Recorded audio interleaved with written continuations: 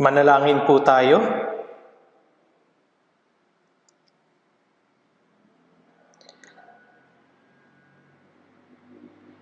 Banal at mahabagin naming Amang Diyos na sa amin ay nagmamahal, kinahabagan mo kami na nararapat hatulan ng puot ng Diyos magpakailanman dahil sa aming mga kasalanan. Ang Panginoong Hesus, bilang dakilang tao ng Diyos, ay nagpasa ng krus ng paghatol at puot ng Diyos na nararapat sa amin. At pinawi ang aming mga kasalanan magpakailanman sa pamamagitan ng banal na dugo ng Panginoon. Salamat po sa pagliligtas mo sa amin. Salamat din sa pagpapahintulot sa amin na naligtas sa pamamagitan ng mahalagang dugo ng Panginoon na matuto ng salita, magbigay papuri, at magkaroon ng fellowship sa mga oras na ito. Naniniwala kami na kasama namin ang Panginoon sa mga oras ding ito. Naway gabayan ng Panginoon ang bawat isa sa amin at ingatan kami ng mahabaging kamay ng Diyos upang walang sino man sa amin ang mahulog mula sa iyong biyaya.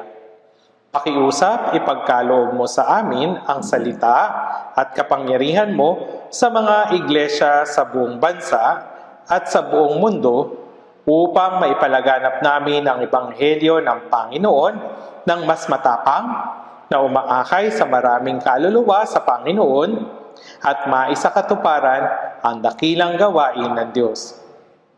Naway bigyan ng Panginoon ng biyaya ang mga may sakit at may hina at tulungan mo silang hindi madapa. Hinihiling namin na ibigay mo sa amin ang mga salitang kinakailangan namin sa tamang panahon at ituro ang landas na dapat naming tahakin. Pakiusap, tulungan mo kaming maunawaan ang mga salita ng Panginoon na nais mong ihayag sa amin maging sa mga oras na ito. Idinadalangin namin ang lahat ng ito sa makapangyarihang pangalan ng Panginoong Hesukristo na sa amin ay nagmamahal. Amen. Hanapin po natin ang talata sa Biblia, Ebanghelyo ayon kay Juan, chapter 15. Ebanghelyo ayon kay Juan,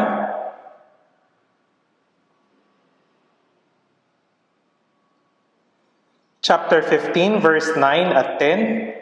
Juan chapter 15, verse 9 hanggang 10, babasahin ko po. Kung paanong minahal ako ng Ama, ay gayon din naman, minamahal ko kayo. Manatili kayo sa aking pagmamahal. Kung tinutupad ninyo ang aking mga utos, ay mananatili kayo sa aking pag-ibig gaya ng aking pagtupad sa mga utos ng aking Ama at ako'y nananatili sa kanyang pag-ibig. Tuwing linggo ng umaga, patuloy ko pong binabahagi sa pamamagitan ng salita ng Diyos kung paano ang mga Kristiyanong ipinanganak na muli na ang mga kaluluwa ay patay sa mga kasalanan at pagsuway, sila ay nagkamit ng bagong buhay sa pamamagitan ng pag-ibig at biyaya ng Diyos. At ipinahayag ko rin kung paano sila dapat mabuhay pagkatapos na maligtas. Ang mga Kristiyanong naligtas ay mga taong nakatanggap ng pag-ibig ng Diyos. Mga naligtas sa pamagitan ng kanyang dakilang pag-ibig at biyaya. Kaya natutunan natin nung nakaraan na dapat tayong mamuhay na pinapatnubayan ng pag-ibig ng Diyos. At dapat din na ipahayag ang pag-ibig ng Diyos sa ating mga buhay. Hindi pa po ako tapos na ibahagi ang pag-ibig ng Diyos. Higit ko pong ipapaliwanag ito ngayong araw. Meron pong ganitong himno na sinasabing, ang kanta ay, tell me the old story, tell me the old story of Jesus and His love. Mas madalas na napapakinggan ng pag-ibig, mas maraming kagalakan at saya ang nararamdaman ko. Lalo na, yung pag-ibig ng Diyos ay iba sa pag-ibig ng tao. Ang Diyos ang naging bukal ng kaligtasan at ibinuhos ang pag-ibig ng Diyos sa pamamagitan ng Espiritu Santo sa mga Kristiyano. Ang pamumuhay sa pag-ibig ng Diyos ay isang buhay ng pananampalataya. Kaya kailangan nating matuto ng higit pa tungkol sa pag-ibig ng Diyos sa pamamagitan ng salita. Yan yung sinasabi sa atin. Meron ding hymno na sinasabing, Yes, Jesus loves me, the Bible tells me so. Sa maraming salita sa Biblia, ang pinaka-pinasasalamatan, ikinagagalak at hinahangaan natin ay ang katotohanang mahal tayo ng Diyos. Hindi ba't kamangha-mangha na ang malawak, dakila at banal na Diyos na lumikha ng sansinukob ay nagmamahal sa mga makasalanang tulad natin? Sinasabi ng Biblia na walang sino man ang naligtas sa pamagitan ng kanyang sariling mga gawa. Ngunit tayo ay naligtas dahil sa awa ng Diyos. Ngunit ang Diyos palibhasa ay mayama sa awa dahil sa kanyang malaking pag-ibig sa atin, maging nung tayo'y mga patay sa pamagitan ng ating mga pagsuway, binuhos niya o binuhay niya tayo kay Kristo sa pamagitan ng biyaya, kayo'y naligtas. Dahil sa dakilang pag-ibig ng Diyos sa atin, namatay si Jesus sa krus at muling nabuhay. Ito ang biyaya at sa pamagitan ng biyayang ito, tayo ay naligtas. Kung hindi dahil sa pag-ibig ng Diyos, tayo ay magiging mga taong walang pag-asa na mapapahamak sa walang hanggang pagkapuksa. Ngunit, ang pag-ibig na nagmamahal sa atin ay unconditional love. Kaya nga sa Griego, ang pag-ibig ng Diyos ay tinatawag na agape love. Naganap na naiiba sa pag-ibig ng tao. Ito ay isang perpektong pag-ibig, banal, isang walang hanggan at walang kondisyon na ganap na hiwalay sa pag-ibig ng tao. Noon tayo ay makasalanan pa. Noon ngang tayo ay mga kaaway. Si Kristo ay namatay para sa atin. Ang pagmamahal na ibinigay niya sa atin ay tunay na walang kondisyon. Naligtas tayo ng ating naunawaan ang pag-ibig na ito at nanampalataya. Mahal natin ang Diyos dahil minahal tayo ng Diyos. Doon sa unang Juan, chapter 4, verse 16, at ating nalaman at sinampalatayanan ang pag-ibig ng Diyos para sa atin. Ang Diyos ay pag-ibig. At sa Juan chapter 4 verse 19, tayo'y umibig sapagkat siya ang unang umibig sa atin. Mahal natin ang Diyos dahil una niya tayong minahal. At ang ating buhay pananampalataya ay ang mamuhay na ginagabayan ng pag-ibig ng Diyos. Sa makatuwid, ang apostol na si Juan na sumulat ng Ebanghelyo ayon kay Juan at sumulat ng sulat ni Juan ay sinasabing siya yung pinakabata sa 12 alagad. Kaya si Apostol Juan mismo ang nagsabi nito, alagad na minamahal ni Jesus. Ang alagad na minamahal ni Jesus, sabi niya, bagamat mahal ng Panginoon ang lahat ng 12 alagad, si Apostol Juan ang higit na tumanggap ng pagmamahal ng Panginoon. Kaya nga si Jesus ay kasama ng kanyang maalagad sa dulo ng hapag.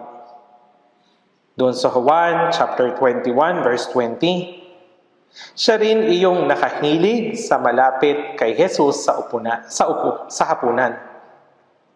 At nagsabi, Panginoon, sino ang magkakanulo sa iyo? Walang nakapagtanong nito. Gayunpaman, ang itsura nitong humilig sa mga bisig ni Jesus sa hapagkainan ay hindi nakaupo ng tuwid. Ngunit, siya ay kumakain ng habang nakahiga sa isang tabi. Sa pelikulang Ben-Hur, makikita mo yung taong kumakain ng ganito. May isang eksena kung saan kumakain ang tao sa komportableng posisyon habang nakahiga. Well, hindi ko alam kung gaano kakomportable yung posisyon na yun. Ngunit, ang taong ito ay kumakain habang nakahilig sa tabi ni Jesus. Siya yung alagad na palaging tumatanggap ng higit na pagmamahal mula kay Jesus. Si Apostol Juan, isinulat niya yung 5 aklat sa Biblia. Ebanghelyo ayon kay Juan, pagkatapos yung una, ikalawa, ikatlong Juan, at yung aklat ng Apokalipsis. Ito yung mga isinulat ni Apostol Juan. Lahat ng 66 na aklat sa Biblia ay mahalaga. Ngunit, kung kailangan mong pumili ng isang aklat sa Biblia, alin ang pipiliin ninyo? Kung pipili po kayo, lahat naman ng 66 na aklat sa Biblia ay mahalaga. Ngunit kung kailangan mo talagang pumili ng isang aklat, alin ang pipiliin ninyo? Ang Ebanghelyo ayon kay Juan. Ang buong Biblia ay nagpapatotoo kay Jesus, ngunit sa Juan, chapter 5, verse 39, sinasaliksik ninyo ang mga kasulatan sapagkat iniisip ninyo na sa mga iyon ay meron kayong buhay na walang hanggan, at ito ang nagpapatotoo tungkol sa akin. Ang buong Biblia ang nagpapatotoo kay Jesus. Sinasabi ng lumang tipan na si Jesus ay darating sa hinaharap. Sinasabi naman sa atin ng bagong tipan na si Jesus ay dumating at tinupad ang pangako ng Diyos. Sa mga ito, ang Ebanghelyo ayon kay Juan ay ang isa sa pinaka-specific na nagpapahayag ng biyaya at pag-ibig ng Diyos. Sa pamagitan ng Ebanghelyo ayon kay Juan, tapos yung una, ikalawa at ikatlong sulat ni Juan, ay isinulat ni Apostol Juan ang tungkol sa pag-ibig ng Diyos ng detalyado. Detalyado niya itong naisulat.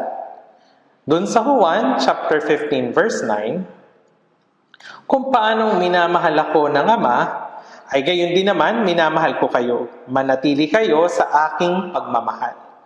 Yung chapter 15, gayon din naman yung chapters 13, 14, 15 at 16, ito ay naglalaman ng isang mahabang sermon ng huling pakikipag-usap ni Jesus sa kanyang mga alagad nung gabi bago siya dakpin upang ipako sa krus. Kabilang sa mga salitang iyon, kung paano minamahal ako ng Ama, ay gayon din naman minamahal ko kayo. Ngayon, kung titingnan natin ang mga salitang ito, makikita natin kung gaano kamahal ng Diyos Ama ang kanyang anak na si Jesus. Kung paano minamahal ako ng Ama. Nang si Jesus ay mabautismuhan sa ilog Jordan at umahon mula sa tubig, ang mga bintana ng langit ay nabuksan. Sa Mateo 3:17, sinabi ng isang tinig mula sa langit, "Ito ang minamahal kong anak, sa kanya ako lubos na nalulugod." Sa Mateo chapter 17, ang tinig ng Diyos ay nagpakita rin nang nagbago ang anyo ni Jesus sa isang mataas na bundok.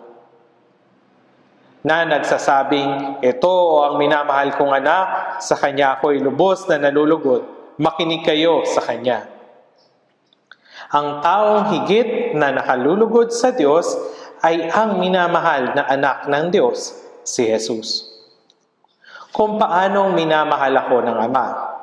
Ang pag-ibig na ito ay higit sa ating iniisip. Kung ang isang tao ay may kaisa-isang anak, mamahalin niya ba ito? Oo naman. Mahal na mahal niya ang kanyang anak. Gayun din, ang Diyos ay ang Diyos na lumikha ng lahat ng bagay sa sansinukob at ang bugtong na anak ng Diyos na kapantay niya mismo. Gayunpaman, kung paano minahal ako ng Ama, ay gayon din naman minahal ko kayo. Sa pag-ibig ng Diyos, minahal ni Jesus ang kanyang mga alagad. Ang mga alagad ay mga kinatawan ng mga Kristiyanong naligtas. Kung paanong ang Diyos na lumikha ng lahat ng bagay sa sansinukob ay nagmahal sa kanyang bugtong na anak, minahal din tayo ng Panginoon. Yung pag-ibig ng Panginoon ay hindi lamang salita, kundi inibig niya tayo na hindi lamang sa salita, kundi sa katotohanan. Hindi natin malalaman kung ito ay totoo o peke kung hindi ito ayon sa katotohanan. Hindi lamang tayo inibig ng Diyos sa pamagitan ng kanyang salita. Sa ganitong paraan, ibinigay niya ang kanyang bugtong na anak upang mamatay sa krus, sapagkat gayon na lamang ang pag-ibig ng Diyos sa sanlibutan na ibinigay niya ang kanyang tanging anak, upang ang sinuman sa kanya ay sumampalataya ay huwag mapahamak kundi magkaroon ng buhay na walang hanggan. Gaano man karami ang ating mga kasalanan, yung pag-ibig ng Diyos ay higit pa sa bilang ng ating mga kasalanan. Kaya walang kasalanan na hindi mapapatawad sa harap ng pag-ibig ng Diyos. Kaya kung paanong minahal ako ng Ama, ay gayon din naman, minahal ko kayo. Anong naisip ninyo kapag nakikita ang mga salitang ito? Hindi ba ito nakakaantig ng puso? Isang pag-ibig na hindi abot ng ating kaisipan. Ang pag-ibig kung saan inibig ng Diyos ang kanyang bugtong na anak ay nahayag sa krus at kasama nito ang pag-ibig ng Diyos. Kung paanong minahal ako ng Ama ay gayon din naman, minamahal ko kayo. Gaano tayo iniibig ng Panginoon? Namatay siya sa krus para sa atin. Dumanak ang lahat ng kanyang dugo. Lubos niyang isinakripisyo ang kanyang sarili para sa atin upang iligtas tayo. Kung paanong minahal ako ng Ama. Ngayon, ang Panginoon ay nagsasalita sa atin na mga minamahal. Manatili kayo sa aking pagmamahal. Ang mga naligtas ay ang mga nakatanggap ng pag-ibig ng Diyos at ang mga nakatanggap ng pag-ibig ng Diyos ay nabubuhay na ngayon sa pag-ibig ng Diyos sa natitirang bahagi ng kanilang buhay. Sa pag-ibig ng Diyos, manatili kayo sa aking pagmamahal. Anong ibig sabihin ng manatili sa pagmamahal? Sa verse 10, kung tinutupad ninyo ang aking mga utos, ay mananatili kayo sa aking pag-ibig. Si Jesus ay lubusang sumunod sa salita ng Diyos. Doon sa Filipos chapter 2 verse 6 hanggang 8, na siya bagaman nasa anyo ng Diyos. Hindi niya itinuring na isang bagay na dapat panghawakan ng pagiging kapantay ng Diyos, kundi hinubaran niya ang kanyang sarili at kinuha ang anyo, alipin, na naging katulad ng tao. At palibas ay natagpuan sa anyo ng tao, siya'y nagpakababa sa kanyang sarili at naging masunurin hanggang sa kamatayan, maging sa kamatayan man sa krus. Si Jesus ang pinakamamahal na anak na tumanggap ng pag-ibig ng Diyos at kasabay nito, si Jesus ay naging masunurin hanggang kamatayan dahil mahal niya ang Diyos. Ito ang utos ng Diyos Ama sa Kanya na mamatay sa krus. Ito ay utos ng Diyos. Juan 15:10, kung tinutupad ninyo ang aking mga utos, ay mananatili kayo sa aking pag-ibig. Paano po? Iniingatan niya ang kanyang pag-ibig hanggang sa kanyang kamatayan. Nagpakita siya ng pagmamahal at isinakatuparan nito. Kung tinutupad ninyo ang aking mga utos, ay mananatili kayo sa aking pag-ibig. Anong buhay meron silang mga nakatanggap ng pag-ibig ng Diyos at nabubuhay sa pag-ibig ng Diyos? Ito ay ang pagsunod sa mga utos ng Panginoon. Sinasabi ko sa inyo nung nakaraan kung ano yung utos ng Panginoon. Sa Juan chapter 13 verse 34, isang bagong utos ang sa inyo'y ibinibigay ko na kayo'y magmahalan sa isa't isa kung paanong minahal ko kayo, magmahalan din kayo sa isa't isa. Ang bagong utos ay kung paanong minahal ko kayo. Nangangahulugan, dapat ibigin ng mga minamahal ng Panginoon ang kanilang mga kapatid gaya ng pag-ibig ng Panginoon sa kanila. Ito yung bagong utos. Ano yung lumang utos? Ito yung 10 utos. Kung hahatiin natin yung 10 utos sa dalawa, ibigin mo ang Panginoon mong Diyos ng buong puso mo, ng buong kaluluwa mo, ng buong lakas mo, at ng buong pag-iisip mo, at ang iyong kapwa ng gaya ng iyong sarili. Sa madaling salita, ang isang taong handang ibigin ng Diyos ng buong puso, ng buong pag-iisip, ng buong lakas at ng buong buhay, ay nagmamahal sa kanyang kapwa gaya ng kanyang sarili. Hanggang saan? Kung ako'y nagugutom, kumakain ako ng pagkain para sa aking sariling katawan. May papakita mo ba ang parehong pagmamahal na magbigay ng pagkain sa iba kapag sila'y nagugutom? Ang pagmamahal ay kapag makakakita ako ng isang tao na walang damit at bibigyan ko siya ng kasuotan gaya ng kung ako ay hubad, dadamitan ko yung aking sarili alang-alang sa aking sariling katawan. Kaya mo bang magmahal ng iba gaya ng pagmamahal mo sa sarili mo? Kung isa sa alang-alang natin ang pag-ibig kung saan inibig tayo ng Panginoon natin, hindi natin kailanman may papakita ang pagmamahal sa ating kapwa, gaano man natin sila kamahal.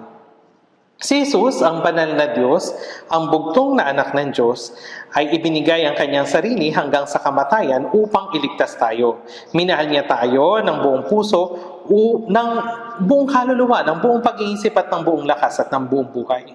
Umibig gaya ng pag-ibig na ito. Bago dumating si Jesus, walang sino man ang maaaring magmahal sa Diyos ng buong puso, kaluluwa, pag-iisip, lakas at buhay. Bakit? Hindi iyon magagawa ng pag-ibig ng tao. Ang ibigin ng Diyos ng buong puso, ng lahat. Magagawa mo bang mahalin ang Diyos ng buong lakas mo, ng iyong buong kalooban, maging ng iyong buong buhay? Hindi. Hindi natin ito kaya.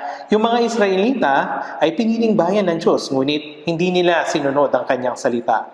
Naghimagsik sila laban sa Diyos. Bakit? Dahil wala silang pag-ibig ng Diyos. Sa Juan 5:42, sinabi ni Jesus sa mga Hudyo, "Subalit, nalalaman ko na ang pag-ibig ng Diyos ay wala sa inyo." Mas gusto nilang gamitin ang Diyos sa kanilang pakinabang. Magmahal ng buong puso, kaluluwa, lakas. Paano sila magmamahal? Walang sinumang taong hindi naligtas ang makakagawa niyan.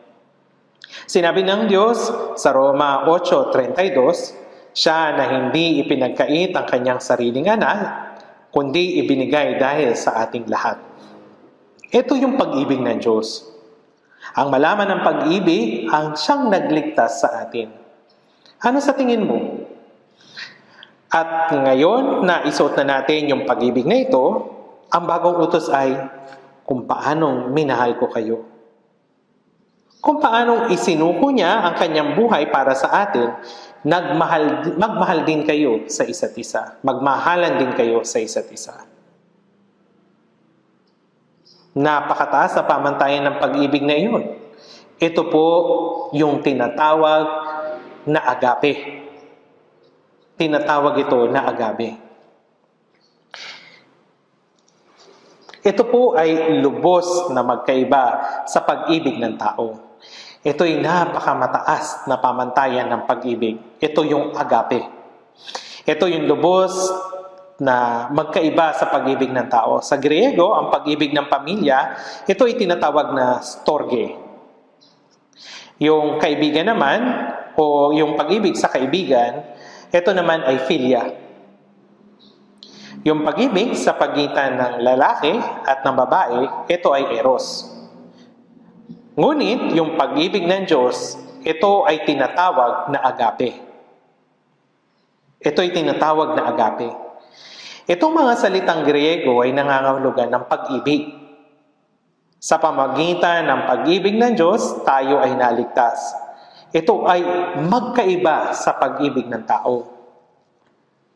Gaya ng sinasabi sa unang Thessalonica chapter 1 verse 4 na minamahal ng Diyos ang pagkahirang sa inyo. Silang mga naligtas ay silang mga nagsuot ng pag-ibig ng Diyos. Doon sa Roma 5:5, sinabi sa atin sapagkat ang pag-ibig ng Diyos ay ibinuhos sa ating mga puso sa pamagitan ng Espiritu Santo. Para sa mga ligtas na Kristiyano, ang Espiritu Santo ang siyang nagpapaunawa sa atin ng pag-ibig ng Diyos. Hindi lamang niya ito pinaunawa sa atin, kundi ibinubuhos din naman niya ang kanyang pag-ibig sa atin. Itinanim niya ang pag-ibig ng Diyos sa atin, gaya ng pagtanim ng binhi at pagkatapos ito'y lalago, gayon din naman ang pag-ibig ng Diyos sa atin. Hindi ba nakakamangha ito? Kaya nga doon sa Juan 15:10, kung tinutupad ninyo ang aking mga utos ay mananatili kayo sa aking pag-ibig. Kung paano minamahal ako ng Ama ay gayon din naman minamahal ko kayo. Manatili kayo sa aking pagmamahal. Kung tinutupad ninyo ang aking mga utos, mananatili kayo sa aking pag-ibig gaya ng aking pagtupad sa mga utos ng aking Ama at ako'y nananatili sa kanyang pag-ibig. Pag-isipan natin yung mga salitang ito at huwag nating kalimutan. Ang pag-ibig, hindi ito isang teorya. Hindi ito pagmamahal gamit ang bibig. Sa unang Juan chapter 3 verse 18, mga anak, huwag tayong umibig sa salita, ni sa dila, kundi sa gawa at sa katotohanan. Sinong hindi kayang umibig gamit ang bibig? Lahat ay maaring magsabi na sila ay umiibig gamit yung kanilang salita at dila. Gayunpaman, ang pag-ibig na walang mga gawa ay hindi tunay na pag-ibig. Sa Amerika, yung mga tao doon ay madalas na inihahayag ang kanilang pag-ibig sa pamagitan ng salita. Yung mga Koreans naman ay may mga kaugalian na hindi nila sinasambit yung salitang mahal kita. Lalong-lalo na doon sa kanilang matagal ng karelasyon. Hindi namin iyon sinasabi kasi nahihiya kami. Ngunit sinasabi namin iyon sa aming mga puso, mahal kita, pero hindi namin ito mailabas. Ngunit sa mga Amerikano, alam ba ninyo, madalas nila itong sinasabi, I love you, I love you. Pagkatapos, maghihiwalay naman at magkakanya-kanya. Ito ay parte lamang ng kanilang pakikipag-usap. Hindi ito tunay na pag-ibig. Sa Roma 12:9, ang pag-ibig ay maging walang pagkukunwari. Ang tunay na pag-ibig ay hindi nagsisinungaling. Kaya nga doon sa 1 Pedro chapter 1 verse 22, ngayon, nilinis na ninyo ang inyong mga kaluluwa sa pamagitan ng iyong pagsunod sa katotohanan, kaya't kayo'y mga tunay na pag-ibig sa isa't isa, mag-ibigan kayo sa isa't isa ng buong alab mula sa dalisay na puso. Sino man na nilinis ang kanyang kaluluwa sa katotohanan, iibigin niya ang Diyos nang walang anumang pagkukunwari at iibigin maging ang mga kapatiran. Kaya huwag ninyong patayin yung alab ng inyong pag-ibig. The fire of love burning in my heart. The Holy Spirit has come. Maglalagay siya ng apoy ng pag-ibig sa atin at ang Espiritu Santo ang lubos na magpapanatili ng alab na ito. Kapag nakakilala ang isang lalaki at nagkakilala yung babae at lalaki, gaano nga nila kamahal yung isa't isa? Kapag isa lamang sa kanilang umiibig, magkakasakit yung isa at maaaring ikamatay pa niya ito. Sinasabi nila sa isa't isa, kung wala ka, mamamatay ako. At kung wala ako, mamamatay ka. Ito yung tinatawag na first love. Ngunit pagkatapos, bigla itong manlalamig. Sa una, mukhang mabuti. Pero habang magkasama sila, doon lumalabas yung mga kahinaan nila. Meron silang mabubuting katangian, pero meron din namang hindi. Kaya yung pag-ibig nila ay dumidilim. May isang nanay na nagsabi sa akin, napakaganda ng aking anak. Sobrang mahal ko siya. Kaya maging yung puwetang bahagi niya ay tinitingnan ko kung gaano ito kaganda. Gaya ng nalalaman niyo, yung puwetan na bahagi ay hindi talaga gaano kaganda. Pero tinitingnan niya ito at para sa kanya ito'y napakaganda. Kaya mas minamahal niya yung kanyang anak. Tama po? Walang bahagi ng katawan ng kanyang anak ang hindi kaaya-aya. Talagang lahat kaaya-aya. Ganito yung nangyayari kapag ikaw ay umiibig. Ngunit kapag ang pag-ibig ay maglaho, ang mabubuting bagay ay nagiging mukhang masama at darating ang mga problema.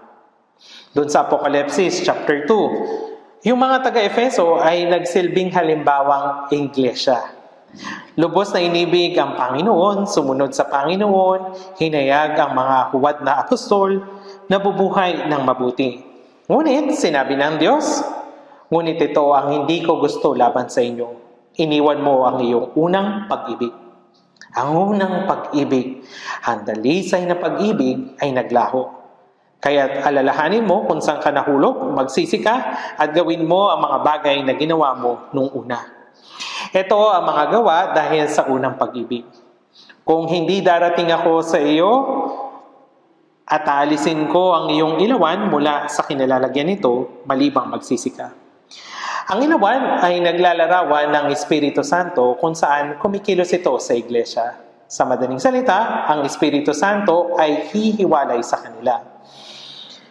Paano naman nang ikaw ay naligtas? Naligtas ka, may itsura ka man o wala, hindi ba? Mayaman o mahirap, edukado o mangmang, walang anumang klaseng tao. Ang lahat ng ito ay naisang tabi tulad ng sinasabi doon sa 2 Korinto chapter 5. Kaya't mula ngayon ay hindi namin kinikilala ang sinuman ayon sa pananaw ng laman, bagamat kinikilala namin si Kristo ayon sa pananaw ng laman. Kung kilala natin si Kristo ayon sa pananaw ng laman, siya ay anak ng isang mahirap na karpintero. Hindi siya nakapag-aral. Hindi siya nagkaroon ng anumang mataas na posisyon. Kinuha niya ang mahirap, ang mangmang na mangingisda at isinama niya upang mangaral. Hinamak ng mga Hudyo at ipinako sa krus. Ano yung sinasabi ng mga taong hindi naniniwala kay Jesus? Sinasabi nila, si Jesus daw na anak ng isang karpintero na ipinako sa krus ay ang Kristo. Sinasabi din ni Apostol Pablo, ang mga tao ito ay tumatawag kay Jesus na anak ng karpintero na ipinako sa krus. Siya raw ang Kristo. Ito ay kalapastangan. Dapat silang mamatay. Humayo siya upang patayin yung mga taong naniniwala kay Jesus. Kung ating ang titignan nito sa pananaw ng laman, sinasabi kay Jesus na siya'y walang anyo o kagandahan man na dapat nating pagmasdan siya. Gayunpaman, sinabi, kaya't mula ngayon ay hindi namin kinikilala ang sinuman ayon sa pananaw ng laman. May itsura man o wala, mahirap o mayaman, may pinag-aralan man o wala, mabuti man ang katangian o hindi, lahat ng mga ito ay nalagpasan na para sa isa lamang kadahilanan ng kaligtasan. At ito ang umibig. Hindi mahalaga kung ang kulay ng iyong balat ay maputi, kayumanggi o itim. Tama po ba? Gaano nga ba tayo nagmamahal? Tayong mga naligtas na Kristiyano. Ito ay sa pamagitan ng pag-ibig ng Panginoon. Hindi na ito pag-ibig pa ng tao. Dahil naunawa natin ang pag-ibig ng Diyos, natanggap ang buhay na walang hanggan. At dahil tayo ngayon ay magkakapatid na eternally, kaya tayo umiibig sa isa't isa. Iyan ang pag-ibig ng Diyos at iyan ang banal na pag-ibig. Kapag yung apoy ng pag-ibig ay namamatay, physically meron itong pagbabago. Kapag nangyari ito, yung malalapit na tao ay magsasama-sama. Ang mabubuting tao ay makikisama sa kapwa nila mabuti. At yung masasamang tao ay magsasabing, gawin natin itong magkakasama. Tayo na ang magsasama-sama. Ang mahihirap na tao ay nabubuhay kasama ang mga hirap dito sa mundo. Hindi tayo umiibig base sa pisikal na kalagayan. Kung ating husgahan o lalapitan ng tao base sa mga pisikal na bagay, iyan ay maaring pag-ibig na malayo mula sa banal na pag-ibig ng Diyos. Kaya, gaya ng Panginoon na nahabag sa atin bago tayo maligtas, sa pamamagitan ng pag-ibig na ito, kinahabagan din naman natin sila na mga hindi ligtas. Ang taong iyon ay mahalagang nilalang din sa paningin ng Diyos at nilikha para sa banal na layunin ng Diyos. Ngunit dahil sa hindi niya kilala ang Diyos at hindi niya naunawaan ang biyaya ng Diyos, kaya siya ay miserable. Kaya nga, magagawa nating umibig sa pamagitan ng pag-ibig ng Diyos na nahabag sa atin upang maipangaral ang Ebanghelyo. Magagawa mong isakripisyo ang iyong buhay upang mangaral para sa kanila na hindi ligtas. Kaya nga, magagawa nating umibig dahil sa pag-ibig ng Diyos na nahabag sa atin. Upang maipangaral ang Ebanghelyo, magagawa nating isakripisyo maging ang ating buhay upang maipalaganap ang Ebanghelyo sa mga hindi paligtas. Noon tayo yung mga makasalanan pa, minahal tayo ng Panginoon at noon tayo yung mga kaaway pa ng Diyos, ang Panginoon ay namatay para sa atin. Kaya upang maligtas silang mga hindi paligtas, minamahal din natin sila.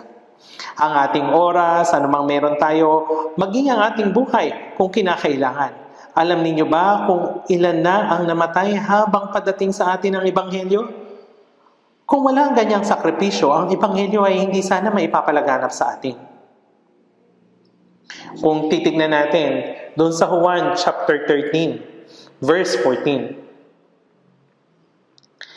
Doon sa verse 13 at sa kasunod nito, makikita natin na ang gabi bago ang kanyang kamatayan, hinugasan ni Jesus ang paa ng kanyang mga alagad at ipinakita ang kanyang pag-ibig sa pagsasabing, kung paanong minamahal ko kayo, magmahalan din kayo sa isa't isa. Sa unang Juan chapter 13 verse 1, bago magpista ng Paskwa, alam mo na Alam na ni Jesus na dumating na yung oras ng kanyang pagpanaw sa sanlibutan ito patungo sa Ama. Yamang minamahal niya ang kanyang sariling kanya na nasa sanlibutan, sila ay kanyang minahal hanggang sa katapusan. Nang alam na ni Jesus na malapit na ang oras upang siya'y mamatay, muling mabuhay at pumunta sa kanyang Ama, ang sariling kanya na nasa sanlibutan, ang kanyang mga alagad sa panahong iyon, ang 12 alagad. Kabilang sa kanila si Judas Iscariote. Alam na ni Jesus sa simula pa lamang na ipagkakanulo siya ni Judas. Bagamat binigyan niya ito ng ilang pagkakataon upang magsisi, hindi siya nagsisi. Subalit hinugasan pa rin ni Jesus yung kanyang paa. Ito ay simbolo ng pag-ibig. Ibig sabihin, pinakikitunguhan siya ng maayos ni Jesus. Nang kunin ni Jesus yung tinapay, ibinigay ito sa kanya. Gawin mong mabilis ang iyong gagawin. Minamahal kita. Subalit, hindi ba ipagkakanulo mo ako? Kung ipagkakanulo mo ako, wala akong magagawa.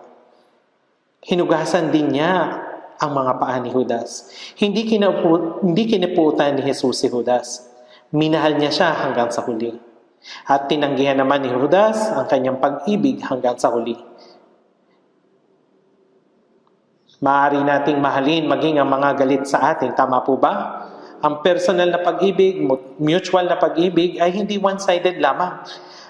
Ang taong nagpako, tumuya at sumumpa sa kanya, sinabi ni Jesus, patawarin mo sila sapagkat hindi nila nalalaman ang kanilang ginagawa.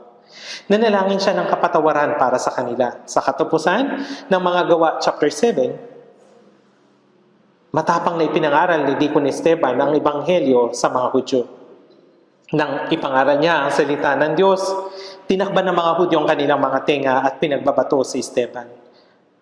Ang kanyang ulo ay nasugatan, ang kanyang mga buto ay nabali at dumanak ang kanyang dugo. Alam niyo ba kung ano yung pinalangin ni Esteban habang siya'y pinagbabato hanggang mamatay? Panginoon, huwag mo silang pananagutin sa kasalanan ito.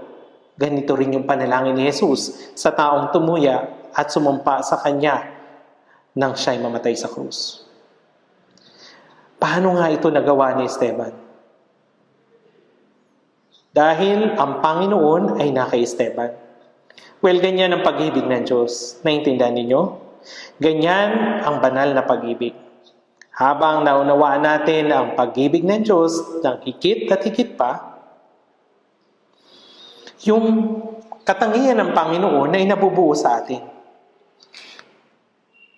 Kapag ang pagkatao ng Panginoon ay nabuo sa atin, magagawa na nating mahalin ang mga kapatiran kung paanong minahal tayo ng Panginoon. Kung paanong naawa ang Panginoon sa mga kaluluwa. Tayo rin ay naawa sa kanila. Tingnan natin sandali doon sa unang Juan. Sa unang Juan, makikita natin kung gaano nakakamangha ang pag-ibig na ito. Tingnan po natin sa unang Juan, chapter 2, verse 9.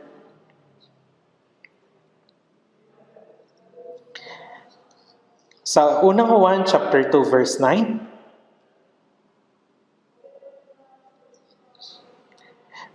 verse 9, verse 9 hanggang 11. Unang Juan, chapter 2, verse 9 hanggang 11.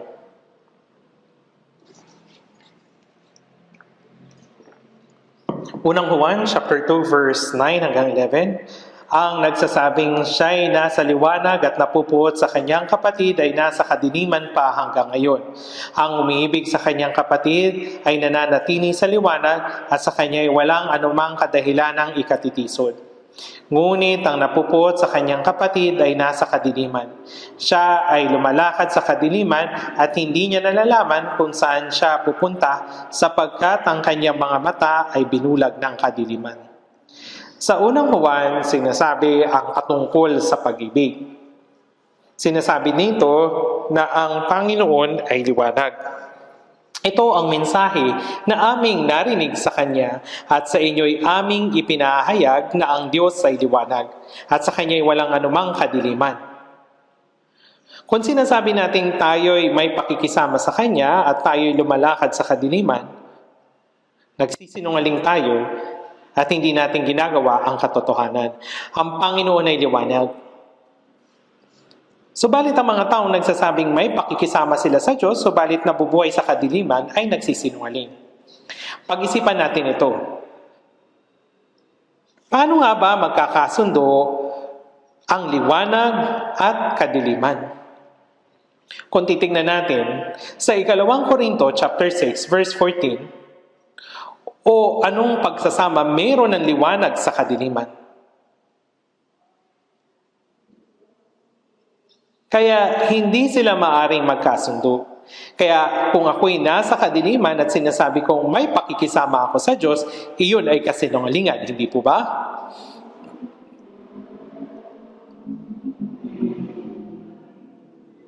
Walang anumang bagay na maaring itago mula sa liwanag. Subalit, ang paglakad natin sa liwanag ay hindi nangangahulugang mamumuhay tayo ng perpekto. Ito ay ang pag-amin sa ating mga pagkakamali at pagkukulang ng hindi itinatago sa harap ng Diyos at sa pagbabago at pagpapanumbalik ng ating sarili sa Kanya. Ito ang tunay na paglakad sa liwanag. Sa liwanag, hindi tayo makakapagtago ng anuman.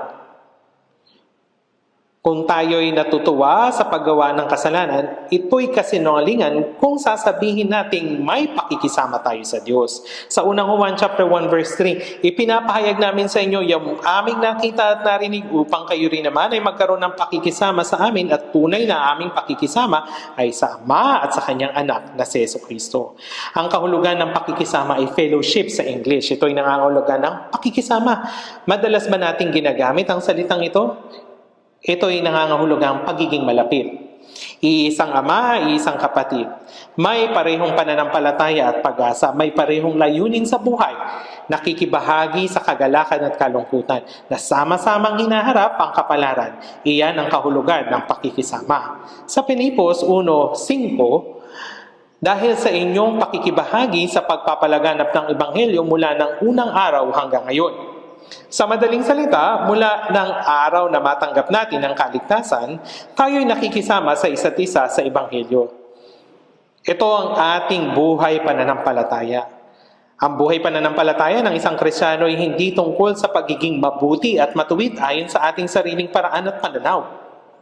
Pag-isipan natin ito. Sa mundo, maraming taong kahit hindi pa ligtas ay sinusubukan ding mabuhay ng matuwid at mabuti ayon sa kanilang sariling pamantayan. Subalit, iyon ay walang kinalaman sa Panginoon. Ang buhay pananampalataya ng isang Kristiyano ay ang buhay na kasama ang Diyos, mga kapatiran at ng Espiritu Santo na nasa gitna nila. Ang pakikisama ay ang manatili sa Ama at sa Kanyang anak na si Jesucristo. Ang tunay na buhay pananampalataya ay hindi tungkol sa makalamang pag-ibig, kundi tungkol sa banal na pakikisama sa Diyos at kay Jesus.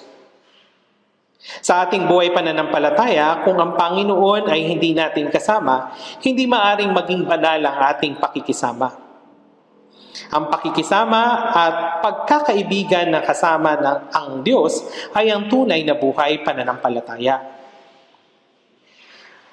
Sa sandaling isinilang ang sanggol, siya agad na nasa sa ilalim sa pagmamahal at pag-aalaga ng kanyang ama, ina, ate, kuya, tiyo, tita, at iba pang kasapi ng pamilya. Tama po ba? Ganon din, pagkatapos nating maligtas, hindi na tayo mag-isa. Kasama na natin ng Diyos Ama, ang kapatiran na nakatanggap ng kaligtasan, at ang Espiritu Santo na nagbubunga ng banal na pakikisama. Ang kahulugan ng pakikisama ay ang pananatili sa liwanag. Ang nagsasabing siya'y nasa liwanag at napupuot sa kanyang kapatid ay nasa kadiliman pa hanggang ngayon. Ang ibig sabihin nito, wala tayo sa liwanag kundi nasa kadiliman. Ang mga taong iyon ay walang pakikisama sa Diyos. Ang umibig sa kanyang kapatid ay nananatili sa liwanag at sa kanya ay walang anumang kadahilanang ikatitison. Ang ating pakikisama ay sa Ama at ang Kanyang anak na si Jesucristo. Ang pananatili sa liwanag ay hindi tungkol sa makalamang pag-ibig, kundi tungkol sa banal na pakikisama. Kung saan, naroon ang Panginoon, ito ay isang triadic na relasyon. Tama po ba? Kung gaano tayo kalapit sa isa't isa, kung wala tayong pakikisama sa Diyos, ang pakikisama ng taong walang relasyon sa Diyos ay peke. Ito yung triadic. Nandoon ang Diyos at tayo. Kaya mahalaga yung pakikisama sa Diyos. Nangangahulugan ito na ang umiibig sa kanyang kapatid ay nananatili sa liwanag. At sa kanya ay walang anumang kadahilanang ikatitisod. Oo, dapat na walang anumang kadahilanang ikatitisod sa harap ng Diyos at ng tao.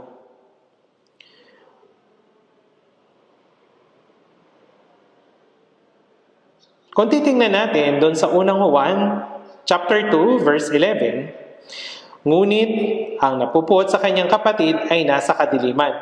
Siya ay lumalakad sa kadiliman. Siya ay lumalakad sa kadiliman at hindi niya nalalaman kung saan siya pupunta sapagkat ang kanyang mga mata ay binulag ng kadiliman. Kung hindi natin mamahalin ang ating mga kapatiran, mapuput tayo sa kanila. Kaya magsisimula tayong tingnan yung kahinaan ng isa't isa. Yun yung ating makikita sa kanila. Sinasabi rin ni Jesus sa Mateo 7, 4 hanggang 5, o paano mong nasasabi sa iyong kapatid, hayaan mong alisin ko ang puwing sa iyong mata samantalang mayroong troso sa iyong sariling mata. Ikaw na mapagkunwari, alisin mo muna ang troso sa iyong sariling mata at nang magkagayoy, makakakita ka ng malinaw upang maalis mo ang puwing sa mata ng iyong kapatid. Mayroon kang malaking kasalanan tulad ng troso sa iyong mata. Kaya paano mo makikita yung maliit na pagkakamali ng iba? May paraan upang makita ito. Kung may butas sa gitna yung troso, makikita mo ito. Bubutasan mo ito sa gitna at makikita mo yung kasalanan ng iba. Yung taong hindi tumitingin sa kanyang sariling kasalanan ay tumitingin sa kasalanan ng iba at labis na mayabang at mapagmataas. Kaya sinasabi ng Biblia na ang taong napupuot sa kanyang kapatid ay nasa kadiliman. Sa unang Juan, chapter 2, verse 11. Sinasabi, ngunit ang napupuot sa kanyang kapatid ay nasa kadiliman, siya ay lumalakad sa kadiliman at hindi niya nalalaman kung saan siya pupunta. Kaya pasimula ngayon, dapat nating seryosohin ang ganitong mga salita. Pagkatapos nating matanggap ang pag-ibig ng Panginoon, manatili kayo sa aking pagmamahal. Ang mga taong mayroong pag-ibig ng Diyos ay dapat manatili sa mga utos ng Diyos. Kung tayo'y nananatili sa pag-ibig, minamahal natin ang Diyos at ang mga kapatiran. Kaya ito yung pamumuhay sa liwanag. Kung hindi, tayo ay nananatili sa kadiliman. Kung ang ating buhay pananampalataya pagkatapos nating maligtas ay hindi pamumuhay kagaya ng isang ligtas, iyon ay paglakad sa kadiliman. At ito ang mensahe na aming narinig sa Kanya at sa inyo'y aming ipinahayag na ang Diyos ay liwanag at sa Kanya ay walang anumang kadiliman. Sa harapan ng Diyos na siyang liwanag, kung may mali tayong nagawa, dapat nating ihayag ang ating pagkakamali, magsisi at muling mabuhay sa liwanag. Ang maligtas ay ang maunawaan ang pag-ibig ng Diyos. At ang buhay pananampalataya, pagkatapos nating maligtas, ay ang pamumuhay na sumusunod sa pag-ibig na mula sa Diyos.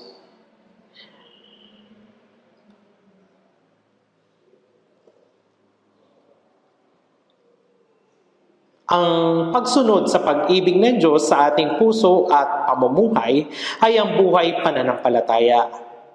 Kaya niyo ba ito? Oo, pwede. Ang ating pag-ibig ay hindi galing sa ating makalamang pag-ibig. Ang ating pag-ibig ay nagmumula sa pag-ibig ng Diyos.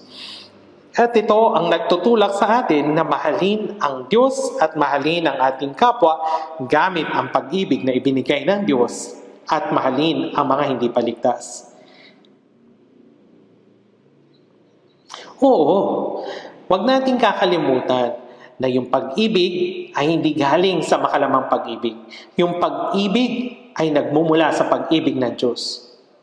At magagawa nating mahalin ang ating kapwa at yung mga hindi paligtas. Tignan natin sa unang Juan, chapter 3. Chapter 3, verse 14. Unang Juan, chapter 3, verse 14 hanggang 15. Unang Juan chapter 3 verse 14 hanggang 15.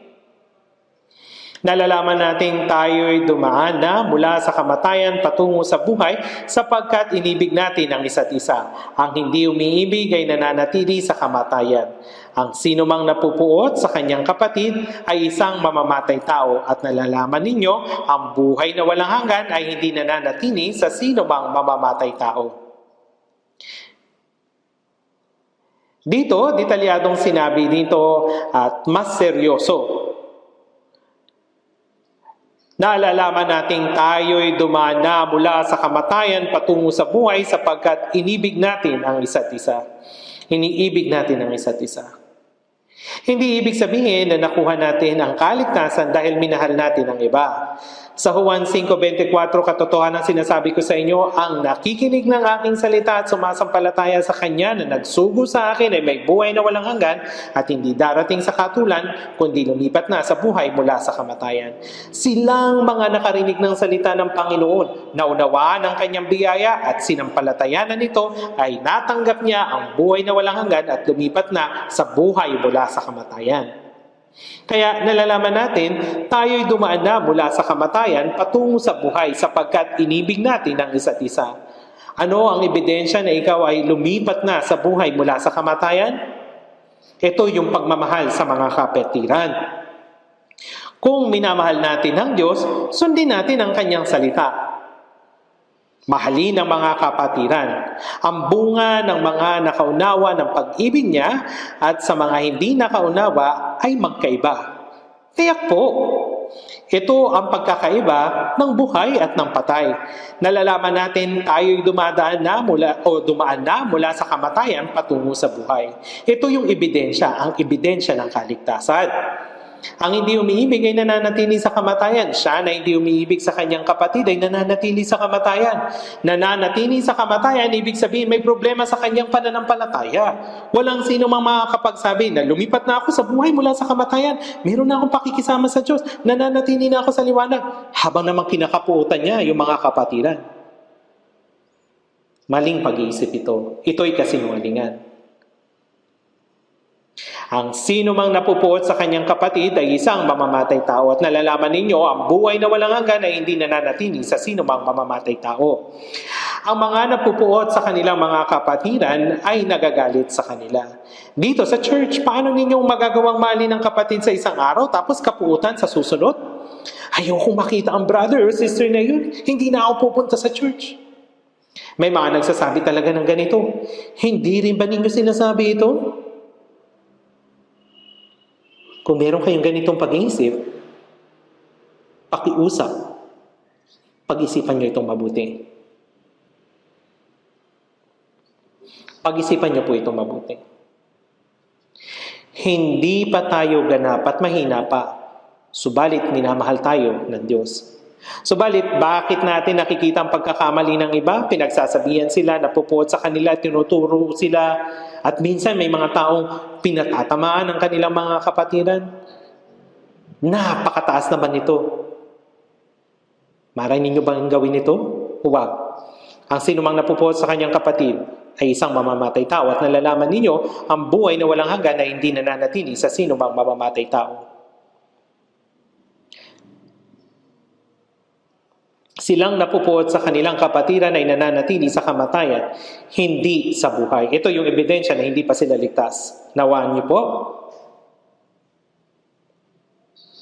Natanggap natin yung kaligtasan hindi sa karunungan lamang. Kundi ito'y totoo, hindi po ba? Kaya dapat na makita ang ebidensya ng kaligtasan. Kung meron tayong pakikisama sa Diyos, dapat tayong manatili sa liwanag. Kung naunawaan natin ang pag-ibig ng Diyos para sa atin, dapat na sundin natin ang utos ni Jesus. Kung paanong minamahal ako ng Ama, ay gayon din naman, minamahal ko kayo. Manatili kayo sa aking pagmamahal. Ito ay napakahalagang bagay. Maaari ninyong sabihin sa salita na mahal kita, mag-fellowship tayo, bla bla bla. Subalit, dapat na mahalin ninyo ng may tapat na puso. Ang pag-ibig ay naroon sa mayroong buhay at ang buhay ay naroon sa may pag-ibig. Kaya nga, kung walang pag-ibig, tanging pagkapuot sa kamatayan ang matitira. Magiging napakagulo. Puro na lang pag-aaway talaga.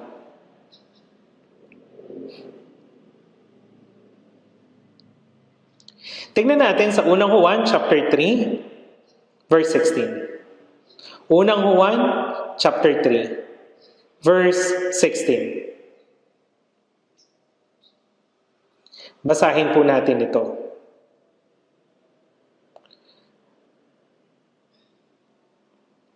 Unang Juan chapter 3, verse 16.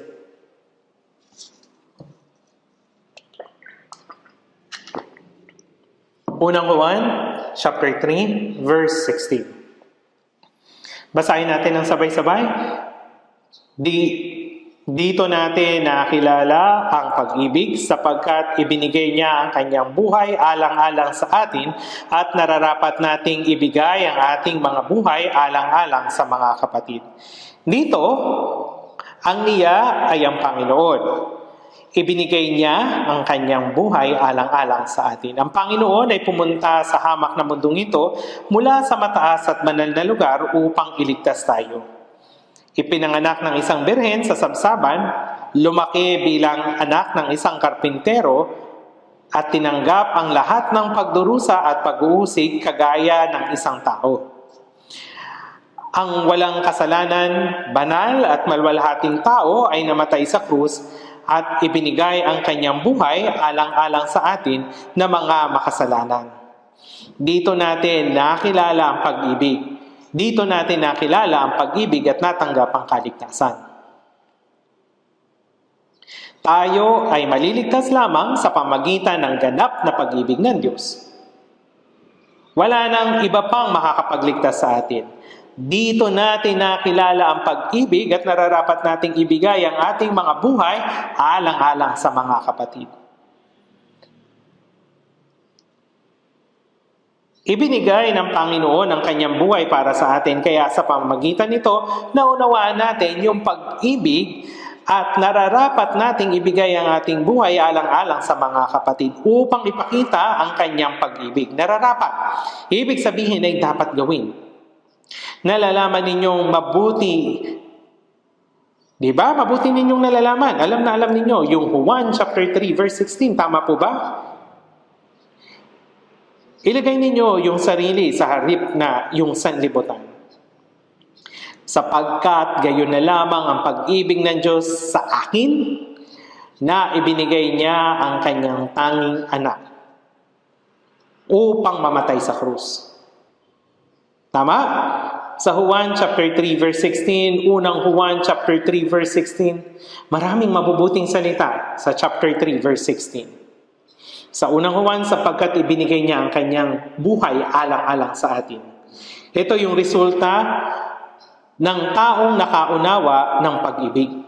Dito natin nakilala ang pag-ibig at nararapat nating ibigay ang ating mga buhay alang-alang sa mga kapatid. Gaano ba kalaki yung kailangan upang umibig? Isinasakripisyo ng mga taong yun yung kanilang sarili para sa kanilang mahal sa buhay. Isinasakripisyo nila yung kanilang oras, pera, kalayaan, at maging yung kanilang buhay. Napakaraming martir na inibig ang Panginoon at ang church at namatay upang iligtas ang mga ligaw na kaluluwa. Yung taong nakaunawa ng pag-ibig ay dapat ding umibig ng ganoon. Hindi ito espesyal na bagay. Ito yung dapat na gawin. Sa verse na ito, nararapat natin ibigay yung ating buhay alang-alang sa mga kapatid. Yung manok, kapag tumilaok, diba? Tik-tilaok. Opo. Kung yung manok, tatahol ng woof, woof, ay talagang kakaiba ito. Manok ba ito o aso? Dapat tumilaok yung manok ng tik-tilaok. Hindi ito espesyal. kundi ito yung dapat nating gawin. Paano ninyo ito pinagbubulay-bulayan? Yung verse 17, subalit ang sino mang may mga pag-aari sa sanlibutan ito at nakikita ang kanyang kapatid na nangangailangan at pinagsasara niya ito ng kanyang damdamin, paanong nananatili ang pag-ibig ng Diyos sa kanya?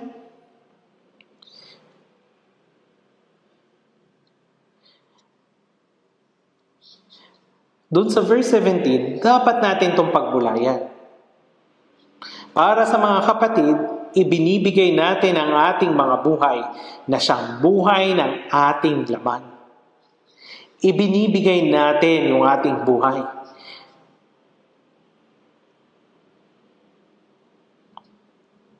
Sa Juan chapter 15 verse 13, sinabi ni Jesus, walang may higit pang dakilang pag-ibig kaysa rito na ibigay ng isang tao ang kanyang buhay dahil sa kanyang mga kaibigan. Kayo'y aking mga kaibigan kung ginagawa ninyo ang mga bagay na aking inuutos sa inyo. Na ibigay ang isang tao ang kanyang buhay dahil sa kanyang mga kaibigan. Ito yung tunay na pag-ibig. Wala nang higit pa na pag-ibig kaysa dito.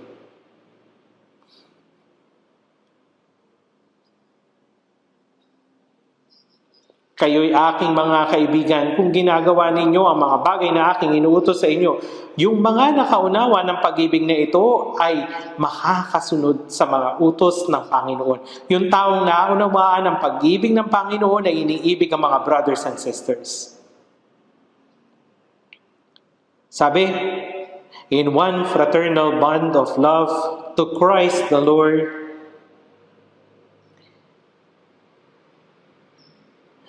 iniibig natin ang isa't isa, higit pa sa kalagayan natin bilang tao dahil tayo ay mga ligtas.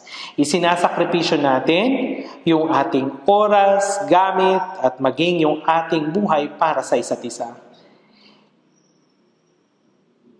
Hindi nito ipinipilit ang sariling kagustuhan. Yung pag-ibig ay hindi tungkol sa kung ano yung matatanggap, kundi tungkol sa pagbibigay. Ang pag-ibig ay hindi makasarili o egoism, kundi yung unahin ang kapakanan ng iba o altruism. Subalit, ang sino mang may pag-aari sa sanlibutan ito at nakikita ang kanyang kapatid na nangangailangan at pinagsasaran niya ng kanyang damdamin, paanong nananatili ang pag-ibig ng Diyos sa kanya? Meron ka namang extra na pera. Gayunpaman, yung mga walang kaya na brothers at sisters ay nasa church. Pagkatapos ay naramdaman mong bigla na gusto mo silang tulungan. Yung mga taong naligtas ay mayroong pagnanais na tulungan ng iba. Gayunpaman, hinahadlangan ng maramot na pag-iisip ang ganitong puso. Sa kawikaan, huwag mong ipagkait ang mabuti sa kinauukulan. Kapag ito'y nasa kapangyarihan, gawin ng inyong kamay. Hinahadlangan ng makalamang pag-iisip ang pagnanais na tulungan ng iba. Kinapupuotan ng laman na sundin ang salita ng Diyos. Mayroong pagnanais na gawin ang anumang bagay para sa Diyos, subalit mayroon ding maramot na puso. Yung ibang mananampalataya,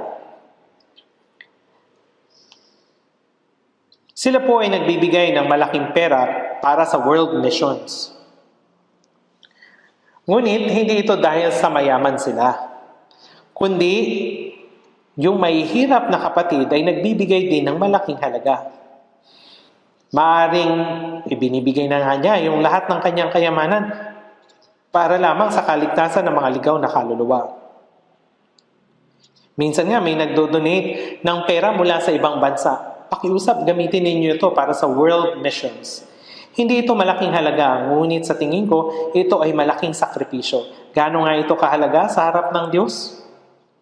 Mayroong ganito mga brothers at sisters, dahil hindi ko maisakripisyo ang aking buhay para maging isang misyonaryo, hayaan nawa akong gumawa para sa misyon sa pamagitan ng pagbibigay ng mga bagay. Dahil sa mga sakripisyo ng mga brothers at sisters na ito, alam niyo po ba, tayo ngayon ay nagsusuporta ng 1,072 na churches. Ito ay sa 82 na mga bansa sa buong mundo. Karamihan sa mga ito ay mahihirap na mga bansa. Paano nga makakapunta yung mga misyonaryo sa mga bansa ito at gawin yung misyonaryong gawain kung walang mga magsasakripisyo. Ginagawa ito ng Diyos sa pamagitan ng mga sakripisyo ng mga ligtas na Kristiyano. Subalit, ang sinumang may mga pag-aari sa sanlibutan ito at nakikita ang kanyang kapatid na nangangailangan at pinagsasara niya ito ng kanyang damdamin, paanong nananatili ang pag-ibig ng Diyos sa kanya? Unang Juan chapter 3 verse 17. Yung mararamot na pag-iisip ay humahadlang sa pagnanais na tumulong sa mga mahihirap. Gayunpaman, magtrabaho man tayo o magnegosyo, ginagawa natin ang lahat ng ito para sa Panginoon. Ibig sabihin ng gawin ito para sa Panginoon ay ang gawin ito para maipangaral ang Ebanghelyo. Yung pangangaral ng Ebanghelyo at pagliligtas sa mga kaluluwa, ito yung dapat unahin. Dapat ito yung unahin. Pagkatapos, tulungan din yung mga brothers and sisters sa kanilang mga kahirapan. Sa Galatia chapter 6, kaya habang may pagkakataon, gumawa tayo ng mabuti sa lahat, lalong-lalo na sa mga kabilang sa sambahayan ng pananampalataya. Gumawa tayo ng mabuti sa lahat. Ngunit, ano yung dapat nating unahin? Yung tulungan ng mga kapatid, ito ay dapat ding unahin. Maraming mga kabag-habag at mahihirap na tao sa mundong ito. Naghihintay din sila ng tulong. Gayunpaman, dapat din nating tulungan muna yung mga ligtas na brothers at sisters na nangangailangan. So, yung pinakauna at pinakamahalagang gawain ay yung ipangaral yung Ebanghelyo sa mga ligaw na kaluluwa. Susunod ay yung tulungan ang mga mahihirap mula sa mga ligtas na brothers and sisters. At panghuli, ito ay yung tulungan ang mga nangangailangan na hindi pa ligtas. Ito po yung tamang pagkakasunod-sunod. Muli, yung una, para sa gawain ng Ebanghelyo. Ikalawa, para dun sa mga mahihirap na brothers and sisters. At ikatlo, yung mga nangangailangan na hindi paligtas.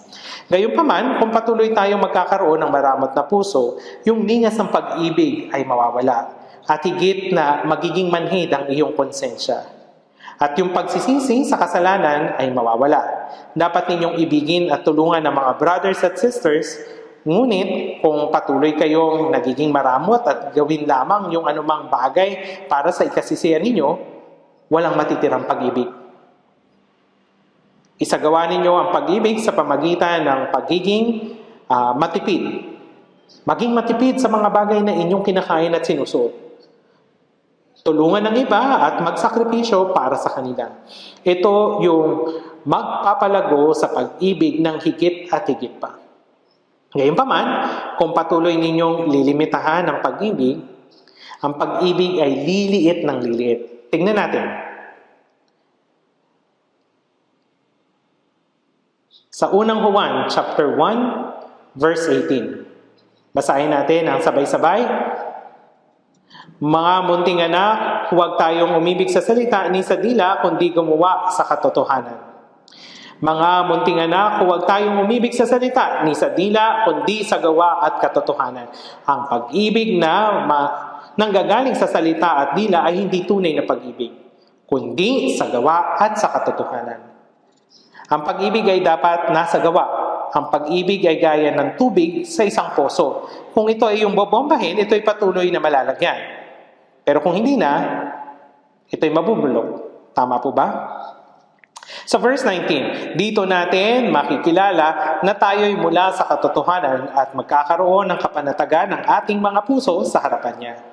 Kung iniibig natin ng Diyos, nagsasakripisyo tayo sa mga brothers and sisters, isinasakripisyo ang ating oras, kalayaan at pera, nalalaman natin na tayo ay nabibilang sa katotohanan. Ako ay nabibilang sa katotohanan. Gayunpaman, kung ang ating madamot na puso ay pinipigilan ang puso na mayroong pag-ibig at sakripisyo, tayo ay nawawalan ng kumpiyansa sa harapan ng Diyos. Kaya't ang pag-ibig ay dapat na isagawa. Tingnan natin. Sa unang Juan, chapter 4, verse 7 hanggang 8. Tingnan po natin ito. Sa unang Juan, chapter 4, verse 7 hanggang 8.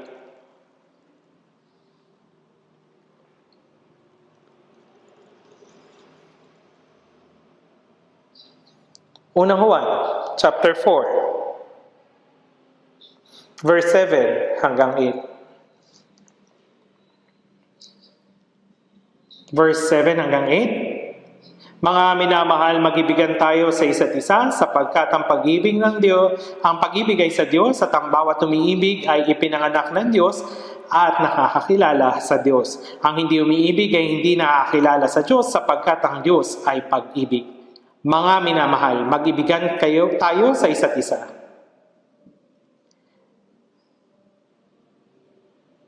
Mga minamahal, mag-ibigan tayo sa isa't isa. Doon sa unang Thessalonica, chapter 1, verse 4, sabi dito, yamang aming nalalaman, mga kapatid, na minamahal ng Diyos ang pagkakahirang sa inyo. Mga kapatid na minamahal ng Diyos, ang pagkakahirang sa inyo. Mga kapatid na minamahal.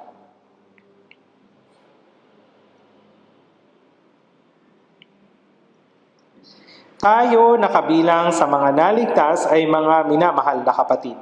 Tayo ay brothers and sisters na iniibig sa pamagitan ng isang dugo at tayo ay naging isang katawan. Kaya tayo ay malapit sa isa't isa kagaya ng isang katawan. At ang ating puso rin ay naging isa. Kung tayo ay umibig sa salita lamang, ito ay mali. Dapat nating ibigin ang isa't isa. Sapagkat ang pag-ibig ay sa Diyos at ang bawat umiibig ay ipinanganak ng Diyos at nakakakilala sa Diyos. Ang pag-ibig ay Diyos. Kung tayo ay iibig ng higit pa, tayo ay makakapanatili sa Diyos. Tayo ay nabubuhay na lumalangoy sa pag-ibig ng Diyos. At ang bawat umiibig ay ipinanganak ng Diyos ay nakakakilala sa Diyos. Ang hindi umiibig ay hindi nakakilala sa Diyos sapagkat ang Diyos ay pag-ibig. Kung sino man ay hindi umiibig sa Diyos, ay hindi nakikilala ang Diyos. Ang Diyos ay pag-ibig. Pagkatapos ito, tingnan natin sa unang Juan, chapter 4, verse 10. Unang Juan, chapter 4, verse 10. Narito ang pag-ibig, hindi sa tayo'y umibig sa Diyos, kundi siya ang umibig sa atin at sinugo ang kanyang anak na pantubos sa ating mga kasalanan.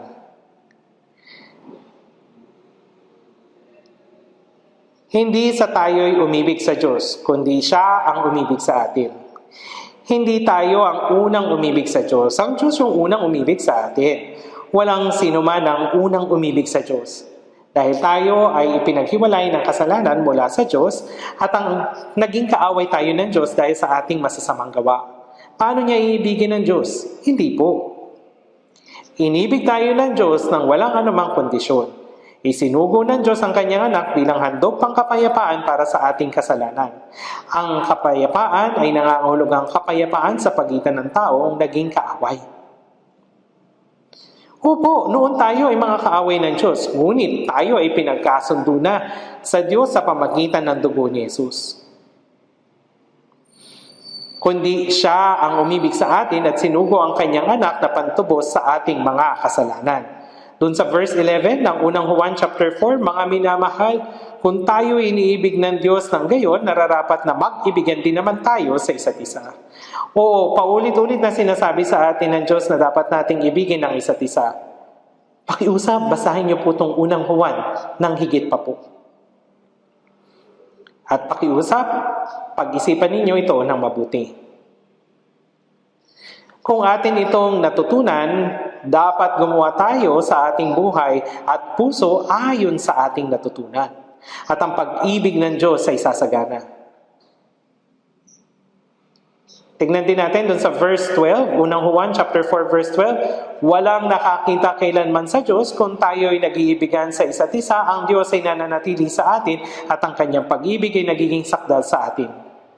Walang nakakita kailanman sa Diyos kung tayo'y nag-iibigan sa isa't isa. Nasaan daw ang Diyos? Nasaan ang Diyos?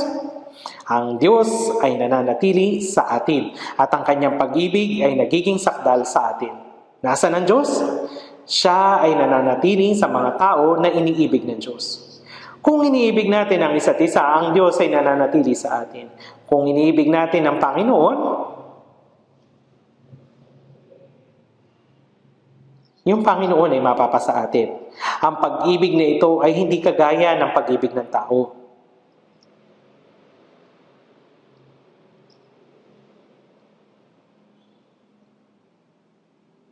Yung pag-ibig ng tao ay hindi sakdal at nagbabago. Umibig ako kahapon, ngunit namumuhi na ako ngayon. Umibig ngayon, ngunit maaring mamumuhi ako bukas o magtaksil. Gayunpaman, ang pag-ibig ng Diyos ay sakdal at walang hanggan at banal. Ito'y banal na pag-ibig. Ang kanyang pag-ibig ay walang kasinungalingan. Ang tao ay nananatili sa kanyang pag-ibig ay nangangahulugan na tayo ay nananatili sa Diyos. Kung tayo ay nag-iibigan sa isa't isa, ang Diyos ay mananatili sa kanila kung iibigin nila ang isa't isa. Ang mga naligtas na tao ay ang mga binuhusan ng pag-ibig ng Diyos sa kanilang mga puso sa pamagitan ng banal na Espiritu. Kaya't kung iibigin natin ang isa't isa, ang Diyos ay naroon. Yung pag-ibig ng Diyos ay ang maunawaan ng mga tao na nag-iibigan sa isa't isa. Maunawaan nila ito. Sa katunayan, ang isang lalaki at babae na nag-iibigan sa isa't isa at sila ay nagiging isang katawan. Ngayon, sila ay nagsasalo sa isang tadhana at nakikibahagi sa isang kahirapan na magkasama. At ang pag-ibig ay nagmamature. Sila ay naghihirap ng magkakasama at sila ay nagsasakripisyo ng magkasama. Tayo na mga naligtas ay lumalago sa pag-ibig unti-unti na kagaya ng sa Panginoon. At ang kanyang pag-ibig ay nagiging sakdal sa atin. Ito yung nangangahulugan ng ating pag-ibig ay nagiging kagaya ng pag-ibig ng Panginoon ng paunti-unti. Sa Efeso chapter 2 verse 19 sinasabi, kaya nga, hindi na kayo mga dayuhan at banyaga, kundi kayo'y mga kapwa mamamayan ng mga banal at mga kaanib ng sambahayan ng Diyos. Kung tayo ay pupunta sa isang lugar, meron tayong makikita sa mga salitang or sinasabi na signage, foreigners are prohibited from entering. Tama po ba? Hindi ka maaaring pumasok doon dahil ikaw ay isang banyaga. Authorized person only, sabi. Tayo na mga naligtas ay gaya ng isang manlalakbay. Tayo ay walang kaugnayan sa pangako ng Diyos, subalit ngayon, kaya nga, hindi na kayo mga dayuhan at banyaga, kundi kayo'y mga kapwa mamamayan ng mga banal at mga kaanib ng sambahayan ng Diyos. Tayo ay pamilya ng Diyos. Hindi ba tayo pamilya ng Diyos? Isang Diyos Ama at isang brother at sister. Sila ay mga tao na nabubuhay ng magkakasama. Dapat tayong mabuhay ng magkakasama sa mundong ito. Kasama ang mga tao na nabubuhay sa langit ng walang hanggan. Tama po ba? Hindi ba tayo mabubuhay ng magkakasama sa mundong ito? Kasama ang mga tao na maglilingkod sa Diyos sa pag-ibig ng Panginoon magpakilanman? Tayo'y masisiyahan sa kapayapaan at kalwalhatian doon. Tama po? Kung paanong nabubuhay tayo sa langit na may kapayapaan at kalwalhatian, dapat ay mithiin na natin ang kapayapaan at kalwalhatian ngayon. Kaya nga, kailangan na nagiging matured po tayo. Sila ay nagmamature pa unti-unti sa pag-ibig sa mga Kristiyano. Oo, ako ay nagpapasalamat.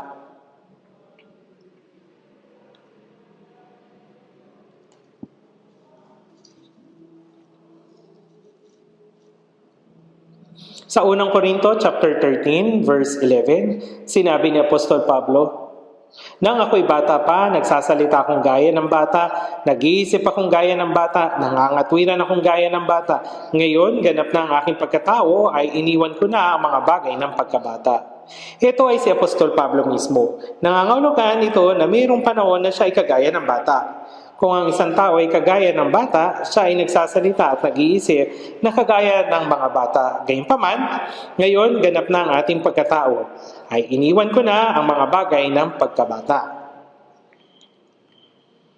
Sa ano nagiging ganap ang ating pagkatao? Nagiging ganap ang ating pagkatao sa pag-ibig. Kung gaano niya inibig ang Panginoon at ang mga kapatid at kaya niya bang umibig na naaayon sa salita ng Diyos? Kung titingnan natin ito, malalaman natin kung siya ay matured na or hindi pa. Kaya nga sinabi ni Apostol Pablo, naganap na ang aking pagkatao. Kaya tingnan din natin sa Efeso chapter 4 verse 15. Basahin po natin ito ng sabay-sabay.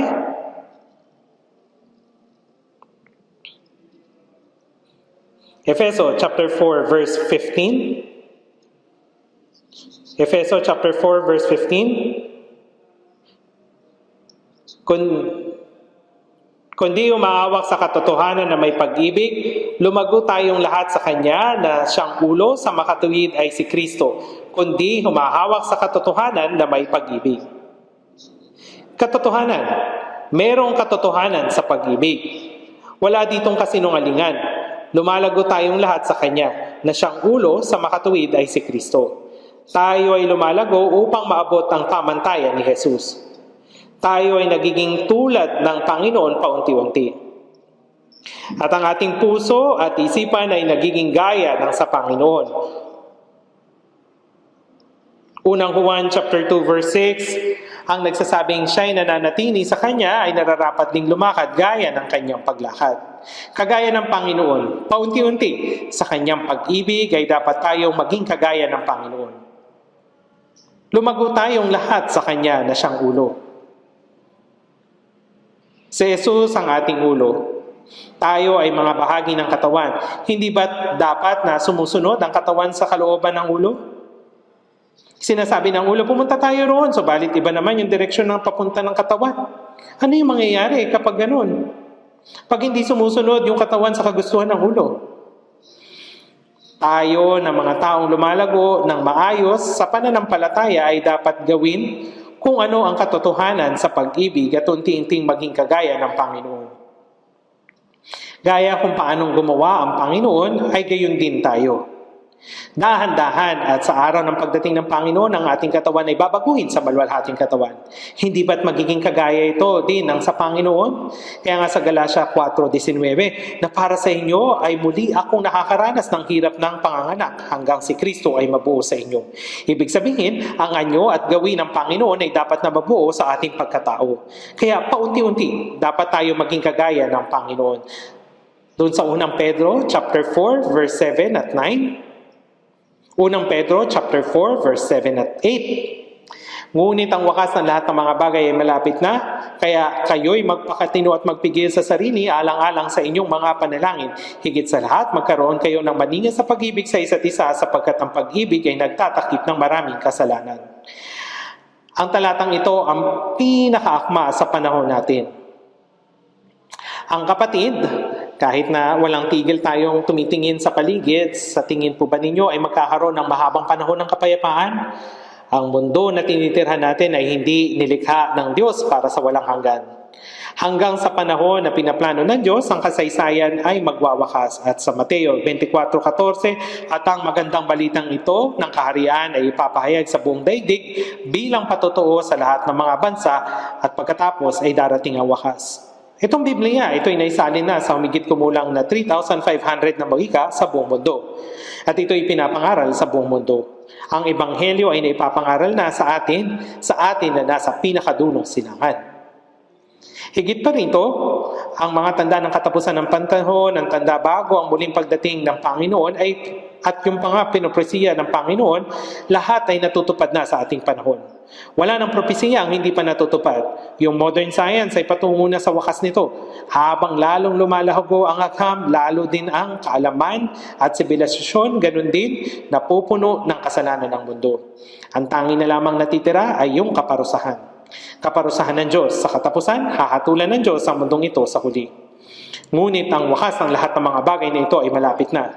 Sinasabi, yung Russia, sila yung magpapasimula ng ikatlong digmaan. Kumikilos din naman yung North Korea na tila mabilis nilang gagawin yung dagat-dagatang apoy, yung mundong ito. Paano naman yung China? Talagang kung titingnan natin yung paligid, makikita natin na wala nang pag-asa sa mundong ito. Ngunit ang wakas ng lahat ng mga bagay na ito ay malapit na, kaya kayo'y magpakatino. Habang papalapit na tayo sa katapusan, ay lalong mistulang nagiging abnormal yung mga tao. Na-addict na sila sa mga bagay-bagay. Yung mga tao ay nahuhumaling sa pera, karangalan at ibang kasarian at ang makamundong pagnanasa. Lahat ay abnormal na. Kaya kayo'y magpakatino. Sinasabi dito na kayo'y magpakatino. Magpakatino! Ang tanging mga tao na nakakapag-isip ng matino ay ang mga Kristiyano. Dahil alam natin ang katotohanan. Ang araw ng pagdating ng Panginoon ay malapit na. Magbantay kayo. Dapat tayong mamuhay ng buhay na gising. Magpigil sa sarili alang-alang sa inyong mga panalangin. Dapat lagi tayong magpigil at manalangin sa Diyos. Dapat tayong magpatuloy sa pananalangin, pag-aaral ng Biblia at pagsunod. At sa gayon ay makatayo tayo sa nalalapit na pagdating ng Panginoon. Higit sa lahat, magkaroon ng maningas na pag-ibig sa isa't isa. Bakit natin binibigyan din ang talatang ito? Sa Ebanghelyo ayon kay Mateo, chapter 24, nangangaral si Jesus tungkol sa mga tanda ng katapusan ng panahon. Sabi doon sa verse 12, dahil sa paglaganap ng kasamaan, ang pag-ibig ng marami ay lalamig. Ang pag-ibig ay lalamig. Maging ang pag-ibig ng mag-asawa ay lalamig. Noon sinasabi nila sa Amerika, kapag nagpapakasal ang tatlong pares, isa sa kanila ay magdi-divorce. Ngunit ngayon, sa tingin ko ay sa bawat dalawa, isa ay naghihiwalay. Hindi lamang ito tungkol sa Amerika, gayon din sa Korea. Naghihiwalay din sila dahil sa maliit na issue. Wala na silang pag-ibig. Maging sa pagitan ng mga magulang at anak, ang relasyon nila ay hindi na katulad ng dati. Kahit na sa magkakaibigan, nariyan yung pagtataksil at pananamantala. Nariyan na po lahat. Kaya nga, sinasabi sa ikalawang Timoteo, chapter 3, verse 1, na sa mga huling araw ay darating ang mga panahon ng kapigatian sapagkat ang mga tao ay magiging maibigin sa kanilang sarili, maibigin sa salapi, mayabang, mga mapagmalaki, mapanlait, suwail sa mga magulang, mga taksil, matitigas ang ulo, mga palalo, mga maibigin sa kalayawan sa halip na maibigin sa Diyos. Sana napunta ang pag-ibig, maibigin sa sarili. Suwail sa mga magulang, nagtataksil sila. Mga maibigin sa kalayawan sa halip na maibigin sa Diyos. Ang mga tao ay labis ng maibigin sa sarili. Ito po ay hindi pag-ibig. Hindi po ito pag-ibig. Hindi ito pag-ibig. Ang mundo natin ay napakasama na. Ang pag-ibig ay napakahirap na bagay na pag-aralan. Higit sa lahat, magkaroon kayo ng maningas na pag-ibig sa isa't isa. Hindi dapat tayo tumulad sa sanlibutan. Ang pag-ibig ay nagtatakip ng maraming kasalanan. Hindi natin dapat kinamumuhian ng mga kapatid. Iniibig tayo ng Diyos at pinatatawad ng lahat nating mga kasalanan. At ngayon ay hindi ako nagkukulang ng anuman. Kahit na ako ay mahina, iniibig niya pa rin ako ng kanyang walang humpay na pag-ibig. Bakit ba natin kinamumuhian ng mga kapatiran? Bakit natin sila sinisiraan? Ang pag-ibig ay nagtatakip ng maraming kasalanan. Dapat tayong umibig kung paanong inibig tayo ng Panginoon. Kaya, dapat nating pag-ingatan ang pag-ibig na ibinigay sa atin ng Panginoon at ang ating pag-ibig ay dapat na unti-unting maging gaya ng pag-ibig ng Panginoon. Tayo, mga kapatid, ay dapat hawakan ang isa't isa sa pag-ibig upang walang sino man ang matisod. Hahawakan ako ng iba at hahawakan ko rin ng ibang tao o ibang mga kapatid. Hanggang sa pagdating ng Panginoon ay dapat po nating gawin upang makatayo tayo sa harap ng Panginoon. Kaya dapat nating isabuhay ang banal na pag-ibig na natanggap natin mula sa Panginoon sa ating puso at buhay at paunti-unti na magiging kagaya tayo ng Panginoon. Paunti-unti po. Ngayon po, manalangin na po tayo.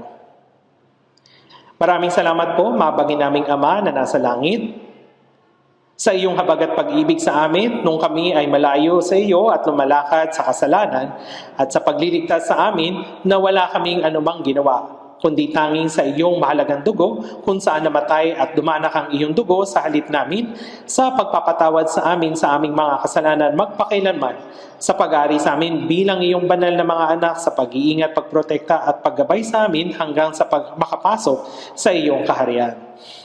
Ngayon, natanggap na namin ang iyong banal na pag-ibig. Tulungan mo po nawa kami na ibigin ka rin namin ng tapat, sundin ang iyong salita, ibigin ang mga kapatid, suportahan ang isa't isa upang walang sino man sa amin ang matisod hanggang sa araw na tumayo kami sa iyong harapan. At sa gayon, ang aming puso at buhay ay higit na maging tulad sa iyo at gayon ay makapamunga kami ng iyong kalwalatian. Dalangin namin ito sa pangalan ng Panginoong Hesukristo. Amen.